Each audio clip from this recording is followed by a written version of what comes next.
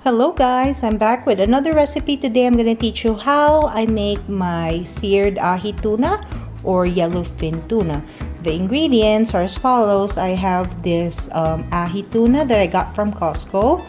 It's marinated in a vinaigrette that I made. So this is the vinaigrette that I made. It's just olive oil, orange juice, salt, pepper, and a little sugar. So these are the salt and pepper as well, and we also need a griddle for this. There you go guys. So let's start making our seared tuna.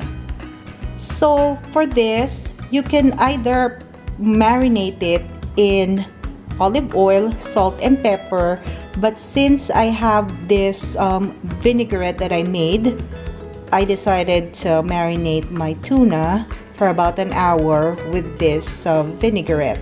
And one important thing to remember when you sear or when you cook your tuna, it should be on a high heat, and then do not overcook your tuna as it tends to dry out.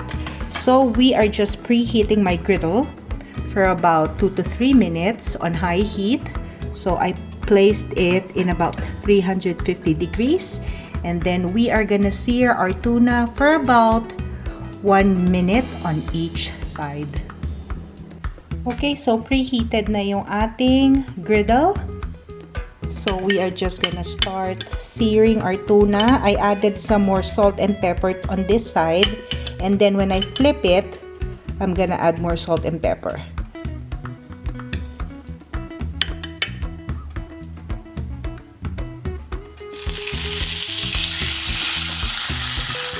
So remember, 1 minute on each side.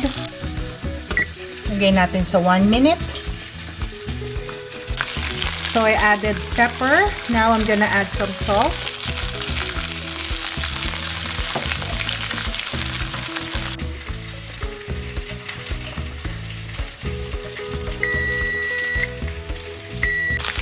After a minute, we are ready to flip the other side.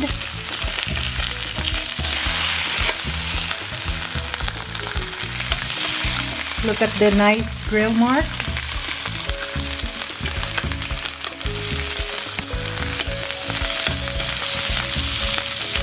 So another minute. So we wanted it to be a little red still on the middle para hindi dry yung ating tuna. So what I'm gonna do again is I'm still gonna drizzle a few more of the marinade on top of my tuna.